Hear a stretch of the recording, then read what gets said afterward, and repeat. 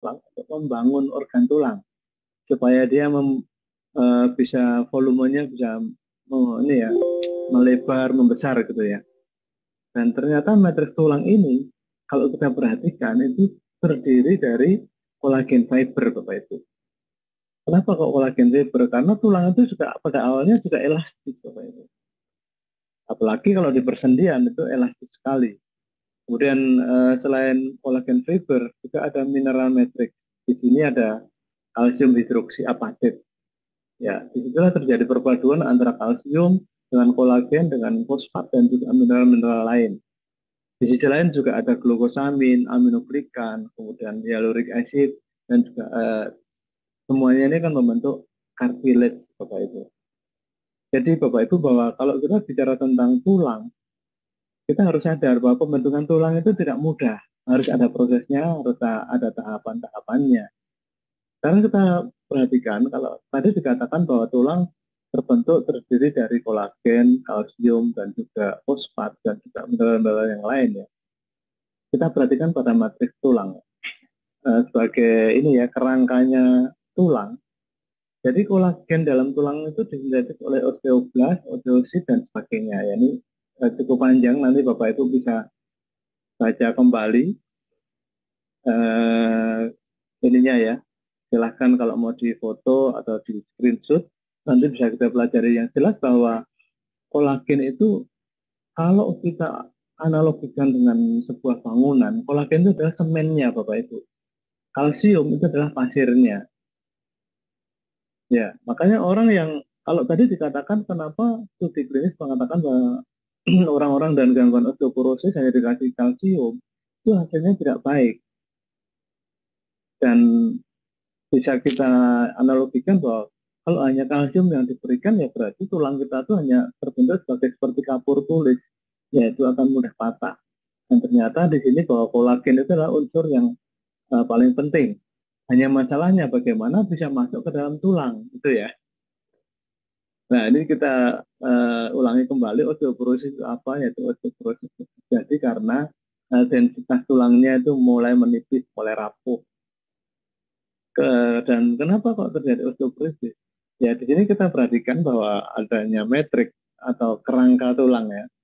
Itu dia kalau sudah mulai kehilangan metrik, tulang kerangka metriknya itu pada patah, nah itu akan terjadi masalah. Kalau metriknya banyak yang hilang, maka itulah terjadi osteoporosis. Terutama di usia 35 tahun ke atas ya, tadi sudah kita singgung. Nah, osteoporosis itu terjadi kalau laju osteoklas menjadi osteoblast itu menurun Bapak Ibu.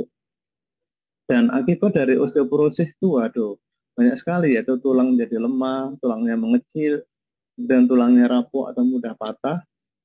Dan kalau terjadi pada tulang belakang, bisa terjadi sklerosis ya, orangnya miring ke kiri, atau lordosis, orangnya cenderung bongkok, dan sebagainya. Kemudian juga terjadi perubahan dimensi wajah. Ada beberapa orang yang mengalami masalah osteoporosis, osteoartritis, itu biasanya wajahnya di usia paruh baya itu sudah berubah, mudah keriput atau hidungnya mulai pesek dan sebagainya. Ini juga karena masalah tulang, Bapak Ibu. Nah, penyebabnya apa? Karena aliran darah ternyata Bapak Ibu. Aliran darah ke tulang itu dia terganggu. Terjadi penurunan pH pada darah sehingga kalau pH-nya darah turun atau pH menjadi asam, ternyata tulang itu secara spontan akan mengeluarkan kalsium untuk menetralisir pH tadi Bapak Ibu. Nah, kalau misalnya pH darahnya itu asam, maka kalsiumnya banyak keluar. Nah, pasti terjadi pengeroposan tulang. Karena kalsiumnya keluar, otomatis ibaratnya bangunan, itu pasir-pasirnya pada mengalami erosi ya. Kemudian penyebab osteoporosis yang lain karena kekurangan gizi. Ya bisa jadilah kalau terutama pada wanita misalnya, sudah sering mengalami menstruasi, menyusui anak, tapi nggak pernah konsumsi susu, nggak pernah konsumsi makanan yang tinggi kalsium, ya itu juga jadi masalah. Kemudian yang masalah-masalah yang lain adalah terjadi gangguan hormon sehingga mempengaruhi formasi tulang. Menurut konsep Carnot, bahwa pengobatan osteoporosis itu jangan buru-buru dulu Bapak Ibu. Kita harus sadar bahwa pembentukan tulang itu ada tahapannya ya. Oleh karena itu, supaya proses pengobatan itu tetap sesuai algoritma sang pencipta, maka kita harus sadar bahwa tulang tersusun atas beberapa unsur dari nutrisi. Nutrisi siapa yang membawa? Pasti dari makanan yang diolah oleh lambung. Oleh karena itu pengobatan osteoporosis menurut konsep Carnot itu selalu mengedepankan bahwa kalau terjadi osteoporosis, hal yang utama adalah rekonstruksilah lambungnya dulu. Jadi merekonstruksi lambung dengan agi serial. Nah, kalau lambungnya sudah pasti bisa bekerja optimal, maka metabolisme itu akan berjalan dengan baik. Kemudian kalau metabolisme sudah berjalan dengan baik, tidak ada kelainan hipertensi, nggak ada kelainan diabetes, baru boleh diberikan nutrisi tambahan yang tinggi kolagen. Di sini ada produk yang kita sarankan yaitu namanya AK, minuman berkolagen, yaitu bisa diberikan. Kemudian kalau sudah terjadi seperti itu, lakukan pola hidup sehat.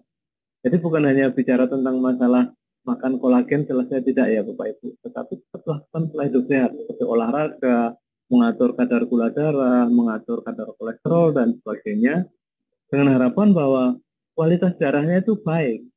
Kualitas darah yang baik itu apa? Butiran darahnya tidak bergerombol, sehingga butiran-butiran darah yang membawa suplai nutrisi untuk tulang ini bisa masuk ke semua lini, termasuk ke pori-pori tulang ini ya Bapak Ibu. Nah ini bisa kita perkuat kalau misalnya ada masalah, itu kita berikan nutrisi yang mengandung ini ya antioksidan dan juga mengandung ikatan kompleks, yaitu dengan L-Cardi. Kemudian kalau misalnya ada masalah yang lain, misalnya masalah terjadi posisi yang salah, maka sebaiknya juga lakukan juga terapi yang lain, yaitu dengan cara di kiropraksi dengan reposisi tulang oleh ahlinya, ataupun dengan cara-cara yang lain, misalnya dengan senam, tai chi, dan sebagainya. Kemudian hal-hal yang lain yang perlu diperhatikan adalah hindarilah makanan yang mengganggu metabolisme tulang. Misalnya minum kopi berlebihan, minum alkohol, atau sesuatu yang membuat pH darah itu menjadi rendah ya, atau asam.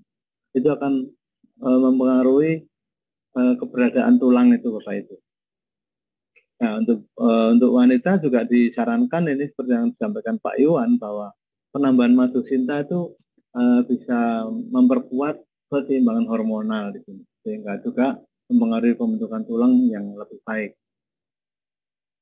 Ya, tadi osteoporosis, osteoartritis kurang lebih sama Bapak Ibu. Kalau osteoartritis masalahnya adalah di pembentukan kartilage atau bantalan sendinya ya. Bantalan sendi itu akan ini ya, akan terproduksi dengan baik kalau aliran darahnya baik. Maka untuk mencegah mengobati osteoartritis, tetap bahwa fokusnya adalah apa? Yaitu metabolismenya dulu. Di sini saya ulangi lagi bahwa penyebab osteoartritis selain pekerjaan berat, obesitas, ternyata ada gangguan metabolik. Bahwa metabolisme itu harus selalu diutamakan dalam penanganan kedua hal ini, baik osteoporosis maupun osteoartritis. Ya, kalau seperti ini terjadi, apa sih solusinya? Ya tadi, tetap lambungnya diperbaiki, kemudian berikan, kalau sudah metabolismenya sudah baik, tambahkan dengan minuman berkolagen, yaitu AK, minuman kolagen ya. Kemudian untuk mempertahankan aliran darah baik, lakukan olahraga, tambahkan L-Cardi dan sebagainya. Untuk mengatur hormon, tambahkan madu cinta pada ibu-ibu. Kemudian tentunya kalau sudah mulai ada usaha membangun tulang, yang tentunya jangan sembrono ya Bapak Ibu. Tetap hati-hati. Jangan buru-buru mengangkat beban berat. Misalnya kita di rumah alih-alih masih bisa angkat semen yang beratnya 50 kilo. Gara-gara hal sepele ini bisa saja tulang belakang kita terganggu dan menjadi masalah. Kemudian yang lain yang juga mohon diperhatikan adalah untuk menjaga berat badan. Berat badan sebaiknya pada BMI atau body mass index yang ideal. Biasanya ideal itu di angka sekitar 20 sampai 25 lah, itu ideal. Kalau di bawah 20 itu terlalu kurus. Tetapi kalau di atas 25 sudah mulai overweight. Nah, Bapak Ibu harus sadar gimana sih caranya mengukur BMI atau body mass index. Itu nanti bisa nanya ke dokter Iswan, itu ahlinya itu. Dan tentu Bapak Ibu bahwa kalau sudah terjadi seperti itu, ya kita nggak bisa tidak harus lakukan pengobatan ya Bapak Ibu. Di sini kalau pengobatan dengan konsep Carnot untuk kasus osteoartritis, itu yang pertama adalah hentikan pekerjaan berat. Kalau sudah sakit lututnya misalnya, biasanya kerjaannya banyak jalan ya, sementara ya jangan banyak jalan dulu kalau gangguannya pada lutut. Kalau gangguannya pada tulang belakang, ya sementara jangan melakukan angkat beban dulu. Kemudian yang kedua, usahakan bahwa kartilage yang tadinya rusak itu dibangun kembali. Caranya apa? Seperti halnya osteoporosis tadi, tetap metabolisme dinomor satukan. Karena semua sel tubuh, baik terutama sel tulang, itu sumbernya adalah dari masalah metabolisme Bapak Ibu.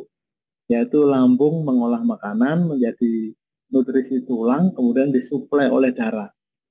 Dalam hal ini tetap minum agi sereal minimal 1 kali sehari. Kemudian juga untuk memperlancar sirkulasi darah, minum alkali. Kemudian supaya berat badan itu tidak tetap terkontrol maksudnya ya, itu lakukan diet Carnot. Kemudian berikan nutrisi sehingga akhirnya kondrosit itu terbentuk kembali. Disinilah bahwa peran konsep Carnot itu penting sekali. Selain dengan nutrisi, lakukan juga usaha-usaha yang lain, yaitu menghindari hal-hal yang berisiko, kemudian lakukan hal-hal yang mempercepat pertumbuhan tulang. Dalam hal ini selain mengkonsumsi nutrisi secara rutin, juga tetap jangan malas gerak ya. Tetap lakukan gerakan-gerakan, tetapi yang risiko cederanya itu rendah. Untuk mempercepat percepatan kondrosit, sekali lagi bahwa angka minuman berkolagen itu sangat cepat ya Bapak Ibu. Itu jauh berbeda kalau hanya dengan minum kalsium. Apalagi susu ya, susu sudah mulai ditinggalkan Bapak Ibu. Kenapa? Karena selain susu ternyata susu juga mengandung lemak. Selain itu kalau minum susu saja itu juga tidak menyelesaikan masalah metabolismenya, gangguan metabolismenya nggak terselesaikan. Di sini juga memang mirip, ada alga kire itu kurang lebih hampir sama dengan susu, tapi dia lebih kuat Bapak Ibu, karena lebih kuat di kolagennya. Tetapi di sini untuk memperkecil risiko adanya gangguan metabolik, tetap kita mengedepankan perbaikan lambung dan perbaikan sirkulasi darah. Selain pola hidup ya, maaf bisa ulang-ulangi terus. Jadi seperti itu Bapak Ibu, strateginya seperti ini. Pastikan peredaran darah lancar, sehingga asumsinya darah itu bisa masuk ke pembuluh tulang. Kemudian berikan nutrisi tulang itu yang sifatnya endogen atau dari dalam tubuh itu 80%. Dalam hal ini merangsang supaya lambung itu bisa memproduksi nutrisi sel tulang. Kemudian juga 20% yang eksogen, yang sudah maksudnya eksogen itu adalah dari bahan makanan itu 20%. Kemudian sebenarnya selesaikan masalah gangguan metaboliknya. Yang keempat, hindari beban berlebih untuk meminimalisir risiko kerusakan. Nah, di sini teknisnya apa? Yaitu segera perbaiki lambung untuk memperkecil munculnya banyak trigliserid, kolesterol, gula, dan sebagainya, yaitu dengan menerapkan konsep Carnot. Kemudian yang kedua, berikan nutrisi dari dalam, yaitu suplemen kolagen sapi ya. Jangan suplemen dari kolagen yang lain, karena kolagen yang mendekati sifat kolagen manusia adalah kolagen sapi. Kemudian tentu juga harus perhatikan juga kecukupan kalsium. Kalsium bukan hanya dari susu Bapak Ibu, di dalam nasi pun sebenarnya sudah ada kalsiumnya sedikit. Tapi Di dalam makanan dari ini ya unsur nabati bisa kita temukan pada misalnya kacang wijen atau kacang-kacangan itu kalsiumnya banyak. Kemudian yang ketiga, nutrisi dari luar yang mengandung kolagen sapi, glukos dan katalis itu bisa juga diberikan. Bukan hanya lewat oral, ternyata bisa diberikan lewat oles ya atau topical. Dalam hal ini bisa diberikan good move Bapak Ibu. Dan yang keempat, sekali lagi hindari obesitas. Ya, seperti ini bahwa pembuluh darah itu seperti ini Bapak Ibu. Dan kalau dia masuk ke tulang, sebenarnya di tulang itu kalau tadi dikatakan tidak ada pembuluh darah yang bentuknya seperti di lengan ya benar. Tetapi tetap bahwa darah dalam bentuk butiran darah itu tetap bisa masuk ke dalam tulang lewat pori-pori tulang. Oleh karena itu, kalau kualitas darah kita ini baik, otomatis pasti tulangnya baik. Dan tadi kita buktikan ternyata orang-orang yang mengalami osteoporosis, osteoartritis rata-rata mengalami gangguan metabolisme. Kesimpulan dari pembahasan ini Bapak Ibu bahwa osteoartritis dan osteoporosis itu terjadi karena tubuh gagal mensuplai nutrisi tulang hingga ke organ target di tulang itu sendiri. Kemudian yang kedua, kegagalan nutrisi tulang itu dipengaruhi oleh beberapa hal, yaitu asupan gizi yang buruk, lambung yang tidak optimal, dan adanya gangguan metabolik. Yang ketiga, gangguan osteoporosis dan osteoartritis itu diperparah dengan beban tubuh yang berlebih, obesitas. Yang keempat, gangguan osteoporosis dan osteoartritis itu diperparah lagi dengan aktivitas yang berisiko atau aktivitas yang berlebih. Yang kelima, kerusakan juga terjadi karena laju kecepatan regenerasi sel tulang itu lebih lambat dibanding laju kerusakannya. Maaf nih kebalik nih yang kelima. Jadi kecepatan regenerasi sel lebih lambat dibanding laju kerusakan. Kemudian yang keenam, konsumsi makanan atau minuman atau obat yang merangsang pelepasan sel tulang merupakan masalah.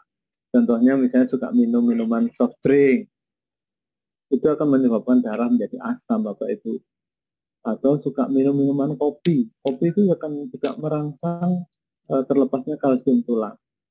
Dan yang ketujuh, pola hidup tidak higienis sehingga menyebabkan infeksi tulang. Dan kedelapan, sekali lagi gangguan metabolik itu selalu menjadi masalah utama. Nah, solusinya apa Bapak Ibu? Yang pertama adalah penerapan konsep Carnot sejak awal ya. Jangan tunggu sakit baru terapkan, tapi semenjak sehat terapkan dari awal. Kemudian yang kedua, lakukan pola hidup sehat sesuai dengan konsep Carnot.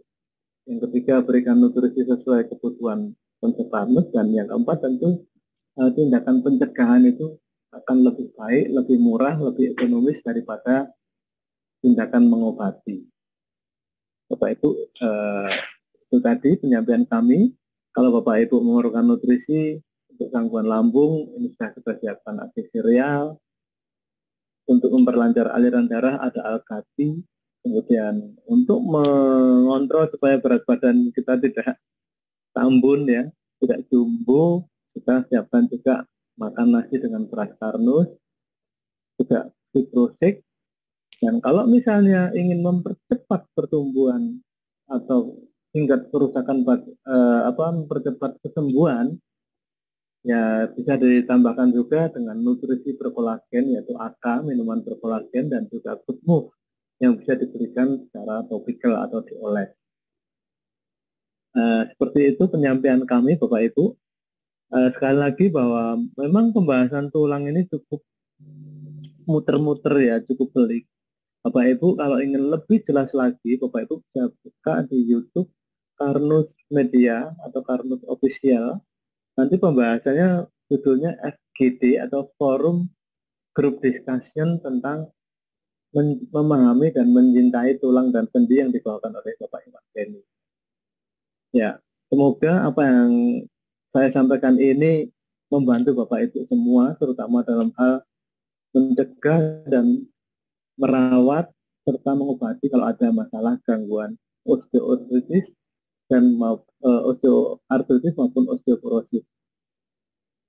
Terima kasih Bapak Ibu, kurang lebihnya seperti ini.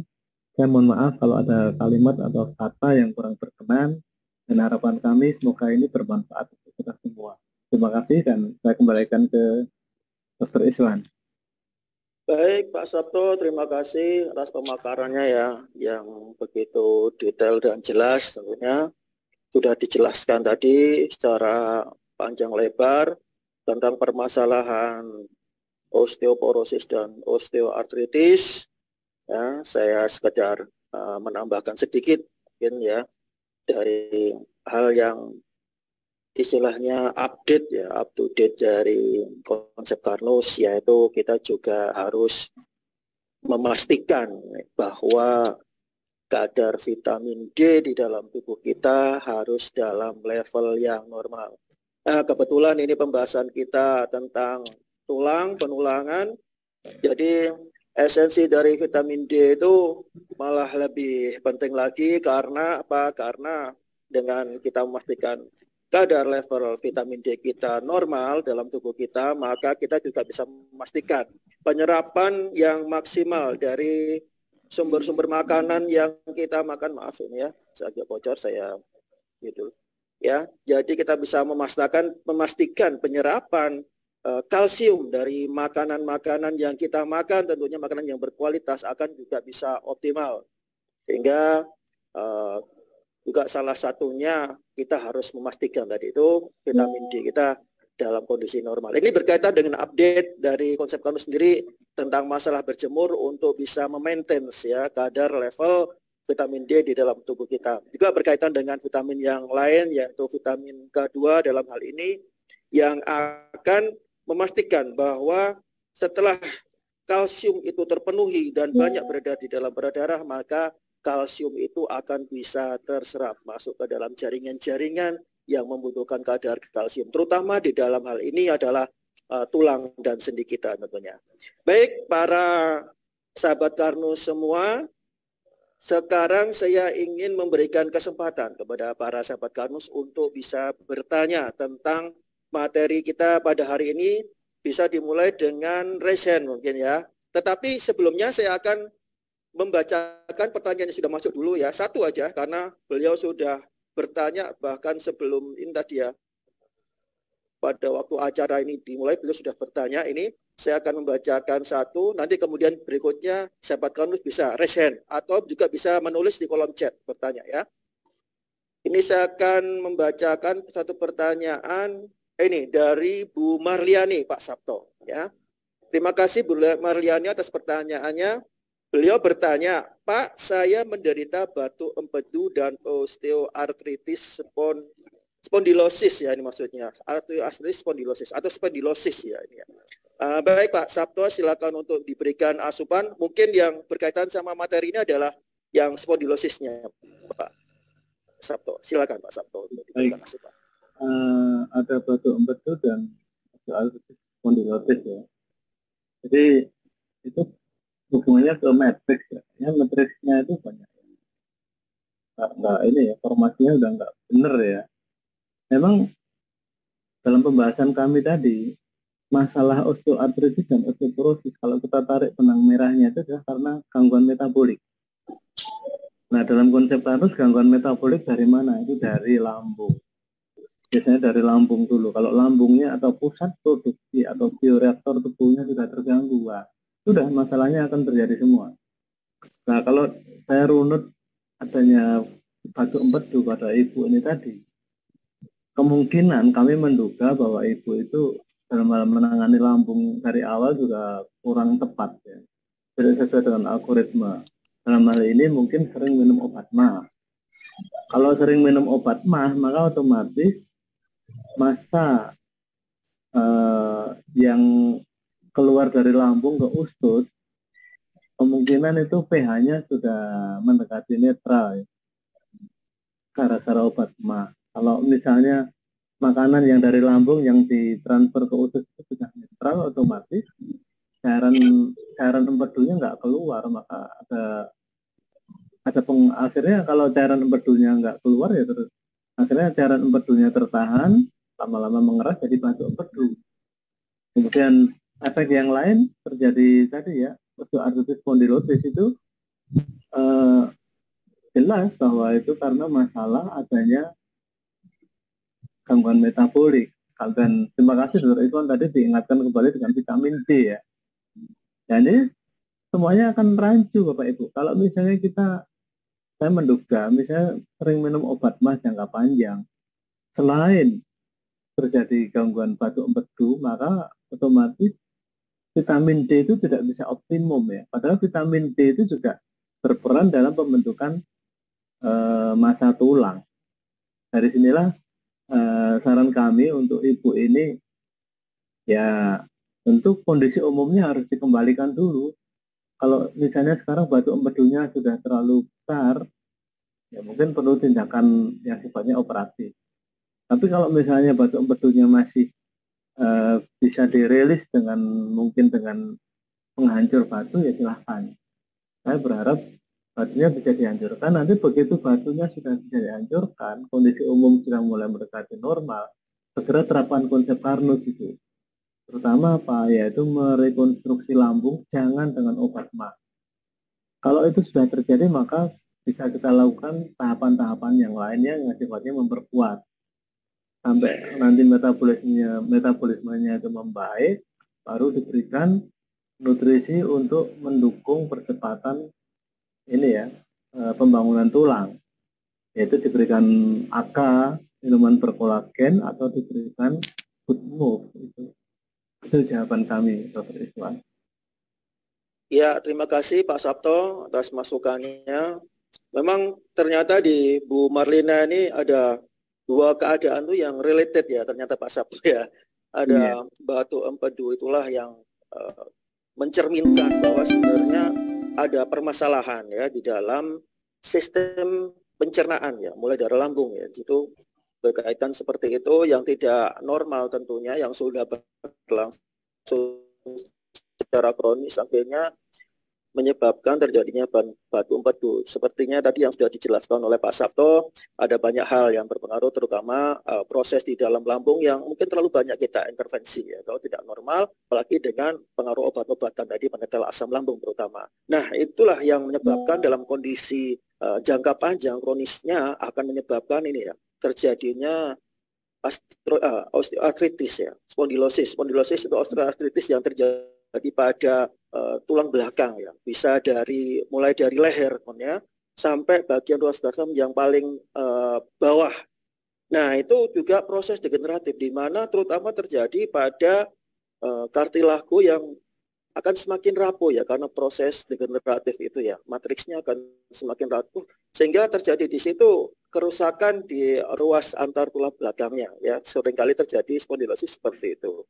Jadi memang untuk proses penanganan kasus seperti ini kita harus stop ya, proses degeneratif itu sendiri. Itu yang paling penting, stop. Jangan diteruskan. Karena apa? Karena nanti prosesnya berlarut-larut, bertambah, dan prosesnya juga akan berlanjut dan masalahnya akan semakin bertambah. Masalahnya apa sih? Masalahnya itu sebenarnya keluhannya itu sakit sekali ya.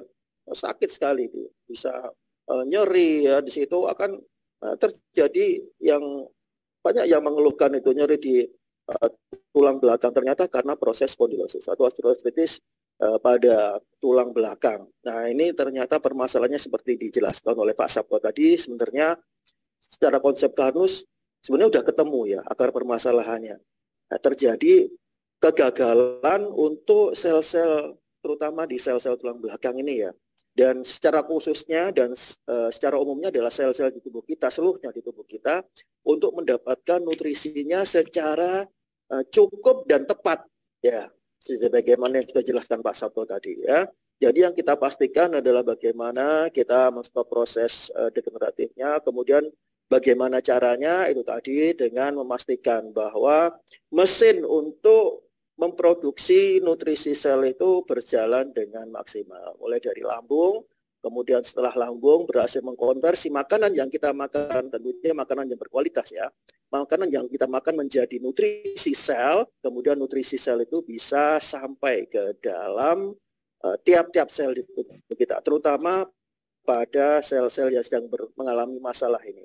Ya, tentu saja tadi juga karena ini kompleks, maka kita juga harus memastikan mekanisme yang berkaitan atau related dengan proses ini. Misalnya kalau itu berkaitan sama kegagalan daripada tulang-tulang itu untuk bisa mengisi komponennya. Dalam hal ini ada kolagen, ada kalsium, ya, fosfor juga, gitu. Maka kita harus memastikan bahwa memang tubuh itu memenuhi unsur-unsur yang diperlukan oleh sel tulang itu sendiri. Kalsium terutama tadi, ya, harus diperhatikan. Jadi makanya saya bicara bahwa pentingnya untuk kita memastikan level vitamin D kita untuk bisa pada level yang normal, karena berkaitan dengan metabolisme kalsium, ya. Kemudian memastikan bahwa kalsium itu bisa terserap oleh sel-sel tubuh kita.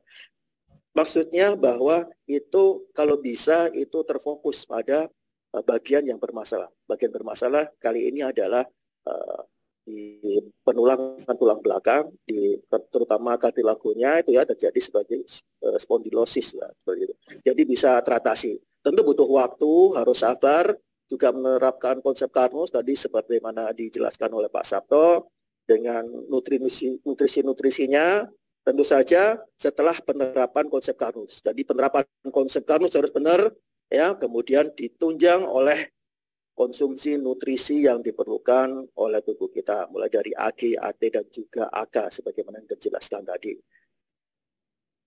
Oke, kalau gitu semoga bisa menjawab, ya, pertanyaan dari Bu Marliani tadi. Dan sekarang saya membuka pertanyaan bagi para sahabat Karnus yang sudah hadir dengan cara resen. Mungkin silakan resen. Atau langsung saja saya buka untuk Anda semua bisa unmute sendiri, ya. Silakan.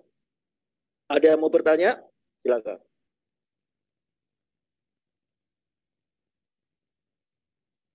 Ya, belum ada. Kita ngobrol dulu dengan Pak Sabto. Memang kompleks, ya, Pak Sabto, untuk masalah tulang ini, ya. Terkadang tidak hanya satu hal saja, tadi kita berbicara tentang metabolisme, kalsium, dan sebagainya, tapi juga bagaimana tadi related, ini, ya, sebentar, ya, Bu Marliani tadi mungkin belum puas ini, ya, masih bertanya. Related dengan misalnya, untuk misalnya kasus di tulang belakang, sebagaimana Bu Marliani tadi tanyakan, kita harus memastikan tadi, salah satunya adalah apakah kita mengalami obesitas. Karena apa? Karena sebagai tulang yang menopang tubuh kita, itu kalau bebannya terlalu berat, memang, ya, istilahnya kayak dipaksa gitu untuk menahan gitu, Pak Sabto, ya, sehingga juga berkaitan sama masalah seperti itu, ya. Ya, Bu Marliani mungkin bisa bertanya lagi, mungkin kurang jelas, silakan di-unmute sendiri. Sudah saya persilakan untuk unmute. Silakan dibuka, Bu Marliani, mic-nya.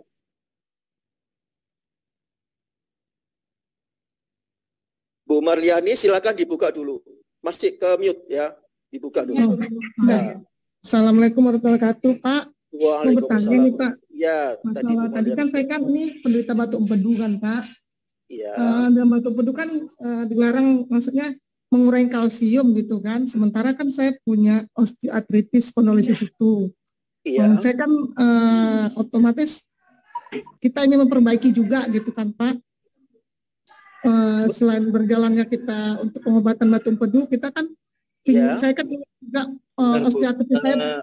Jadi gitu. ada kalimat ini, ya, Dokter Eswan, batuk empedu dilarang konsumsi kalsium. Ya, itu tadi mau saya perjelas dulu apa relasinya antara batuk empedu dengan kalsium, Bu? Karena menurut keterangan dokter, Pak, itu dapat mempercepat pembentukan batu kalau dia bertemu dengan lemak, katanya, kolesterol. Jadi kata kalsium itu bisa mengendap bersama lemak tuh gitu. Jadi dilarang minum susu yang berkalsium tinggi, makanan berkalsium tinggi gitu. Ya. Ya. Lalu yang mau ditanyakan lagi yang saya tanyakan kan saya kan mau konsumsi produk alga sereal yang mengandung kolagen sapi. Ya.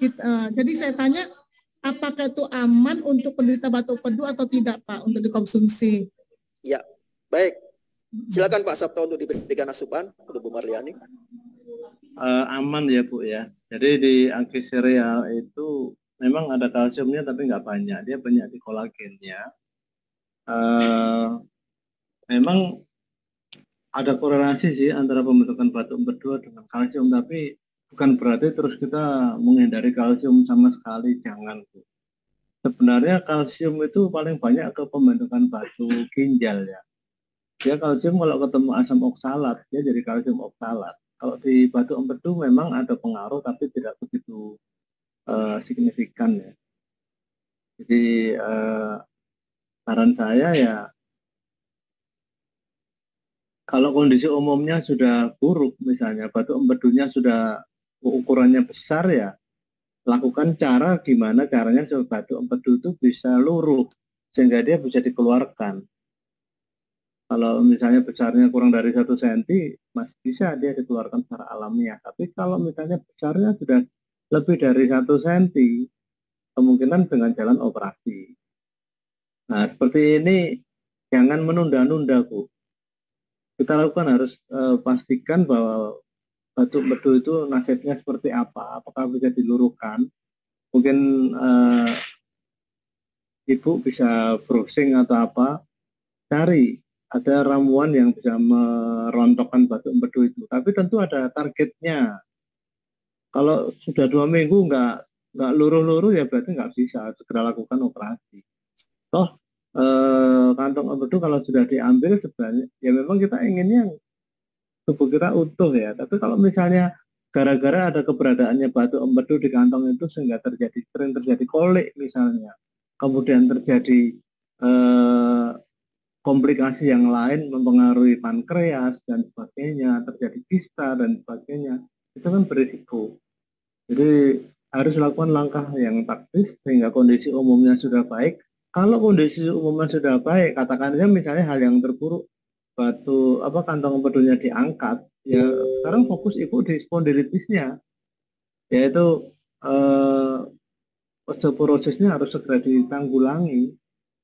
Kalau sudah diangkat kantong empedunya atau mungkin batu empedu sudah keluar, sudah ibu nggak usah risau dengan kalsium, takut gini. Kalau semua takut ya repot. Dan tolong pahami bahwa dalam pemahaman konsep Karnus, tubuh kita ini sudah pintar. Yang penting makanan yang diberikan ke dalam tubuh manusia itu adalah makanan manusia, jangan makanan yang bukan makanan manusia yang tadi kita sebut ya. Jadi yang berasal dari tumbuh-tumbuhan, dari hewan, itu makan aja suka-suka dalam batas yang lazim tentunya ya. Ya, jawaban saya itu, Dr. Rizwan. Mungkin Dr. Rizwan mau nambahi. Baik, Pak Sabto, terima kasih. Ya, memang begitu ya, Bu Marliani. Jadi kalau saya memperkuat tadi jawaban Pak Sabto bahwa agi sereal aman untuk dikonsumsi pada kondisi ibu dan bahkan harus kalau menurut kami ya. Karena apa? Jadi kondisi ya kalau ibu fokusnya kepada batu empedu itu memang batu empedu adalah salah satunya memang akibat dari gagalnya metabolisme ya di tubuh kita yang salah satunya bisa terpicu yang sebagai akar permasalahannya karena memang masalah di pencernaan yang tidak beres selama ini ataupun salah penanganan. Nah itu agi sereal di sini fungsinya untuk normalisasi fungsi daripada lambung. Jadi lambung dinormalkan kembali fungsinya, dikembalikan kepada kondisi fisiologisnya. Sehingga tujuannya apa? Tujuannya bisa fungsinya itu kembali normal lagi. Kalau fungsinya normal lagi, insya Allah fungsinya untuk mengkonversi makanan yang kita makan untuk menjadi nutrisi sel akan bisa berjalan dengan baik, memperbaiki metabolisme, dan juga kasus yang Ibu alami yaitu terjadinya batu empedu nanti insya Allah di kemudian hari di masa depan tidak akan terjadi lagi atau tidak akan bertambah parah. Dan untuk kasusnya batu empedu memang seperti yang dikatakan Pak Sabto tadi kita harus tahu apakah terjadinya sudah secara total atau parsial. Ya, kalau sudah total ini yang berbahaya karena memang terjadi pembuntuan sehingga terjadi arus balik yang bisa saja di situ bisa meracuni tubuh-tubuh kita, istilahnya tubuh yang lain yang harus dikeluarkan untuk dikeluarkan juga, misalnya seperti itu. Tapi kalau misalnya itu masih parsial, nah itu mungkin juga dipertimbangkan antara harus ada tindakan ataupun dibiarkan saja sehingga tubuh juga bisa beradaptasi dengannya. Karena kalau parsial juga itu berarti masih ada kemungkinan dia berfungsi sebenarnya. Tapi harus dipastikan proses yang membentuk batu empedu harus di stop, jangan diterus-terusin ya. Itu tadi seperti yang disampaikan Pak Sabto. Begitu Bu Marliani. Semoga itu ya bisa membantu dan semakin yakin untuk menerapkan konsep Karnus, terutama nutrisi Karnus. Jangan ragu-ragu. Pak Sabto, ini ada pertanyaan dari Pak Yohanes. Kita berikan kesempatan kepada Pak Yohanes untuk bertanya. Silakan Pak Yohanes untuk unmute. Ya, Assalamualaikum Pak. Waalaikumsalam Iya, warahmatullahi mau wabarakatuh. tanya yang tadi Ya.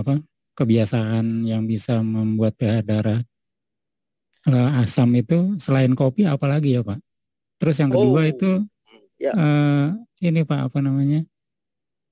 Kan tadi diminta untuk kalau masalah osteoporosis ini aktivitas atau angkat apa namanya yang tidak berlebihan gitu ya. Nah ya, itu indikatornya apa ya Pak? Soalnya kan kita kan juga diminta untuk aktif juga bergerak ya, gitu ya. ya, Jangan sampai nggak bergerak sama sekali juga. ya, Yang itu biasa olahraga terus tiba-tiba tidak, terus olahraga lagi. Nah itu indikatornya apa ya Pak yang dianggap berlebihan itu? Makasih Pak. ya, ya. Silakan Pak Sabto untuk menanggapi. Iya, baik Pak Yohanes.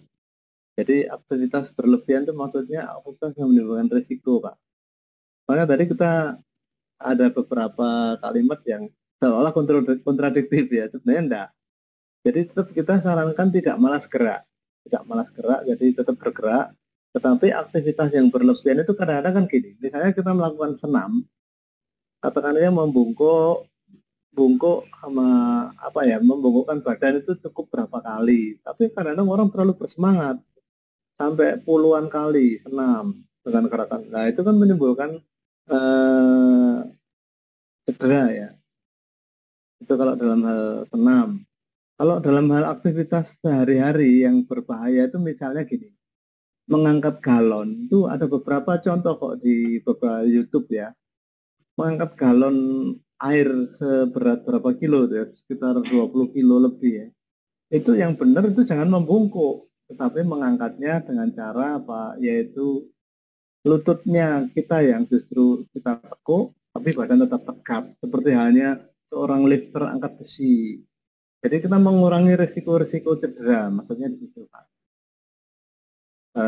Kalau yang masalah makanan yang membuat darah asam itu biasanya selain kopi yang berlebihan, soft drink, kemudian alkohol, atau ini Pak, kalau misalnya di dalam metabolisme kita ini nggak benar, misalnya kan di bab-bab sebelumnya kan kita sering bahas metabolisme yang benar itu sumber energi kita kan dari glukosa dan dari lemak itu yang utama ya.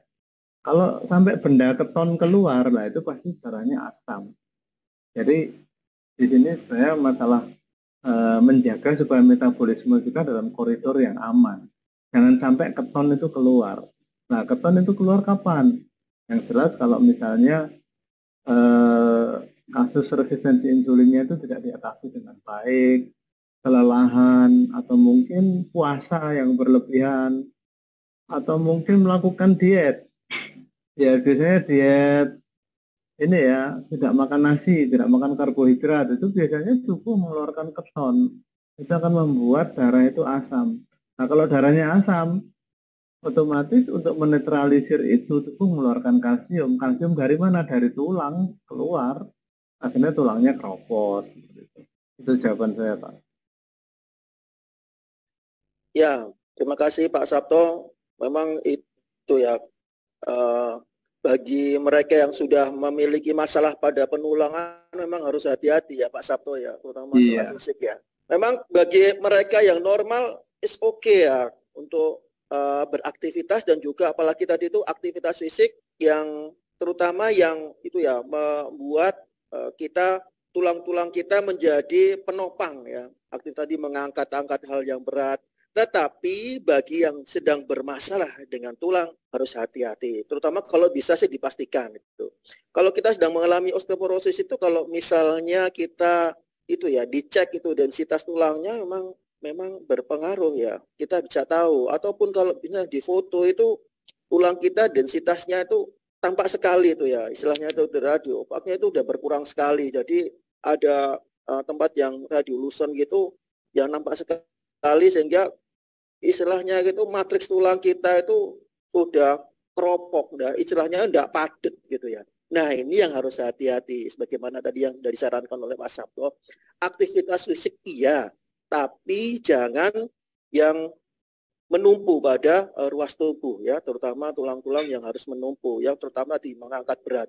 Aktivitas fisik silakan, olahraga boleh, terutama yang tidak menumpa itu ya, bertumpu pada tubuh kita. Misalnya ini ya, misalnya itu berolahraga sambil duduk, misalnya itu boleh gerak badan semacam gitu. Atau berenang itu tidak menumpu pada tubuh, misalnya seperti itu. Bersepeda dan lain sebagainya. Tapi kalau mengangkat-angkat tadi seperti yang Pak Sabto bilang, wah itu beresiko ya. Tentunya harus kita pikirkan, kita harus pastikan juga.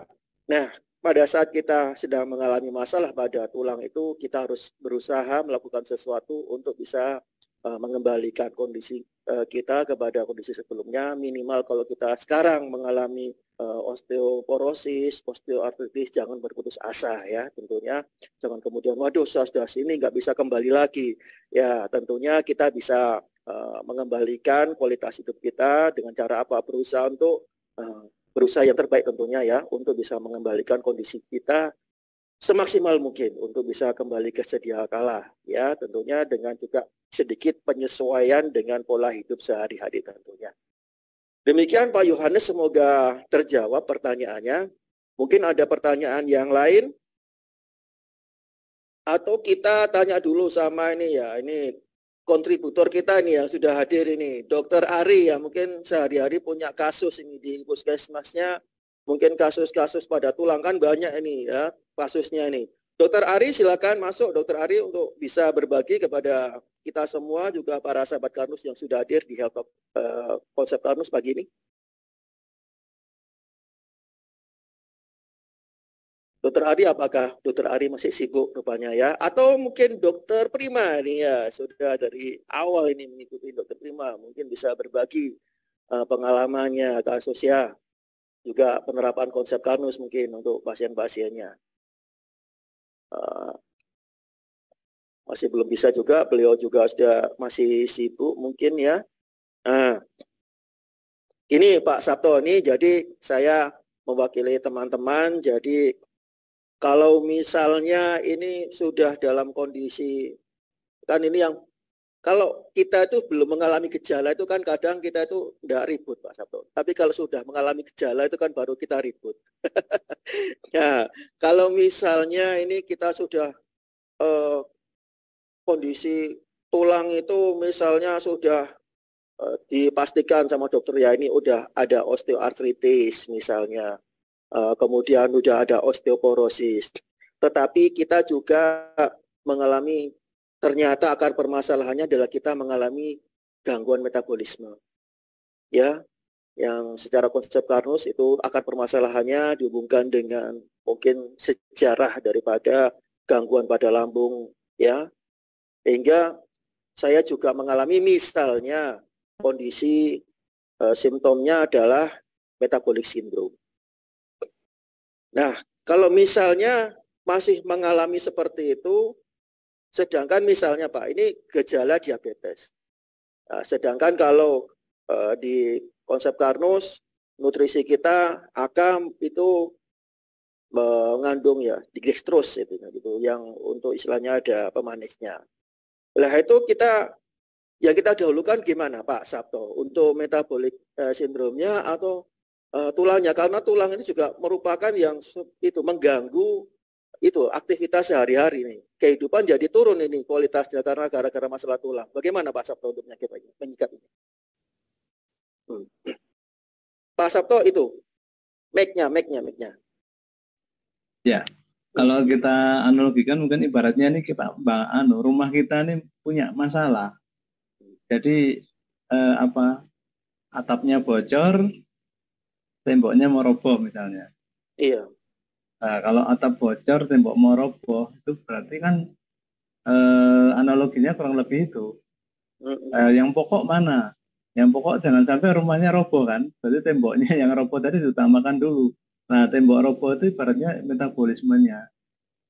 Jadi kalau misalnya ada gangguan masalah tulang, ada gangguan metabolik, misalnya prediabetes atau diabetes, ya itu masalah diabetesnya itu harus diperhatikan dulu.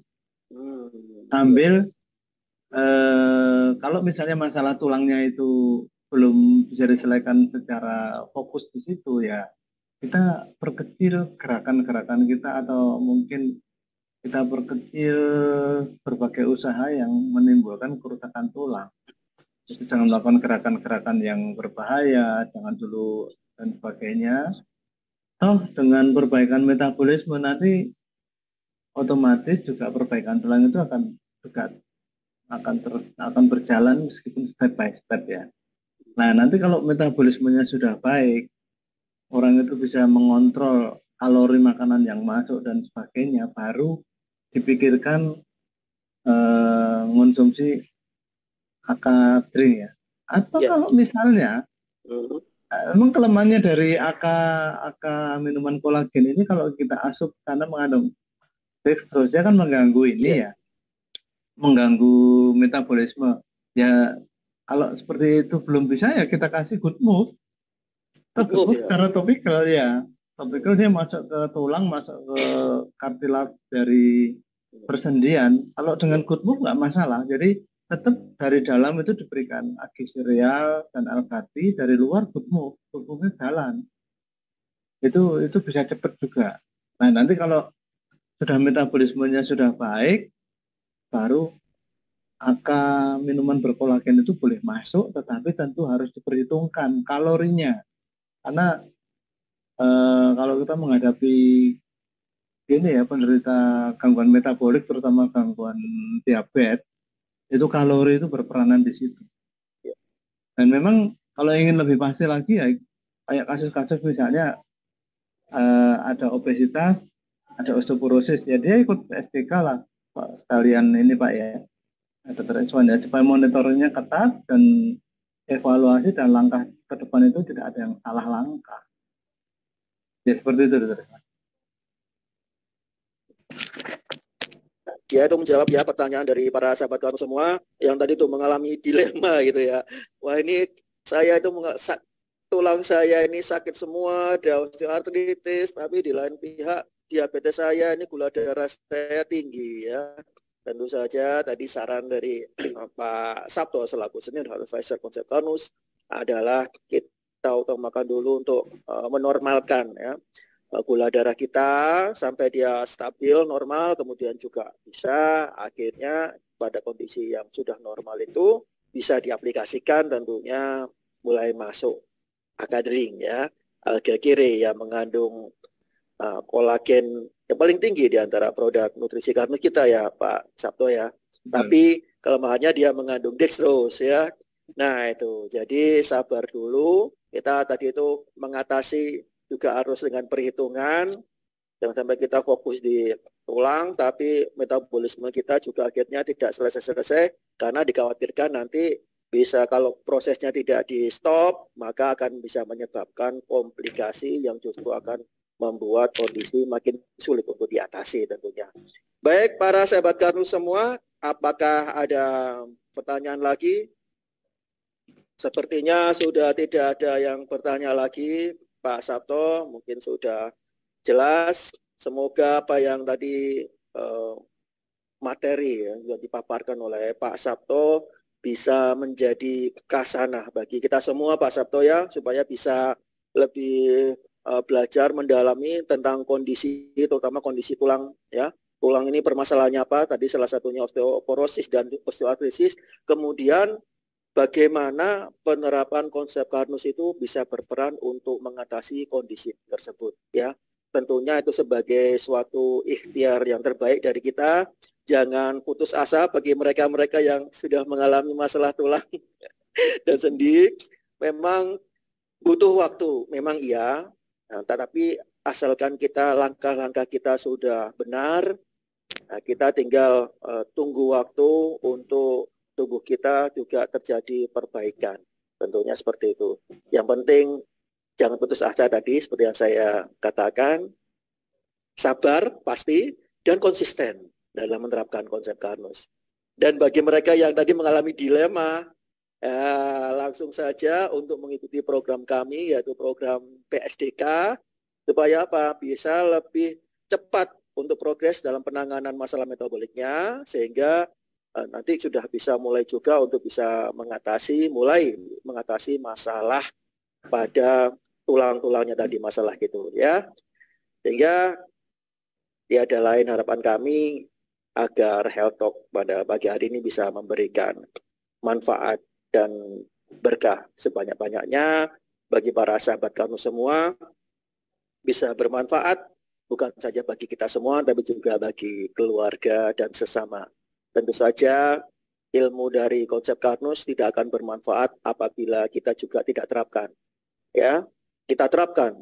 Kita mulai pada diri kita sendiri, dan hasil yang kita rasakan itu kemudian kita sampaikan kepada orang-orang yang kita cintai dan juga siapapun di sekitar kita, kepada masyarakat luas, agar lebih banyak masyarakat yang tahu tentang konsep Karnus, sehingga banyak yang bisa mengambil manfaat dari konsep Karnus, sehingga tujuan kita untuk bisa menyehatkan masyarakat yang sebanyak-banyaknya, sehingga negara kita bisa menjadi negara yang makmur itu bisa tercapai tentunya. Baik Pak Sabto, terima kasih pagi hari ini sudah bisa berbagi kepada kita semua, bisa memberikan ya ilmu yang lebih dalam tentang konsep Karnus tentunya bagi kita semua. Terima kasih Pak Sabto. Sama-sama. Ya, jangan bosan-bosan. Ya, kepada para sahabat Karnus semua, saya ingatkan untuk jangan lupa untuk selalu mengikuti serial Health Talk konsep Karnus yang kita adakan, karena kita akan mengadakan itu ya edukasi tentang konsep Karnus yang tema-temanya selalu itu ya kita sesuaikan. Mungkin bisa yang lagi aktual, mungkin ya up to date peristiwa sekarang ini, dan juga kita berusaha untuk membahas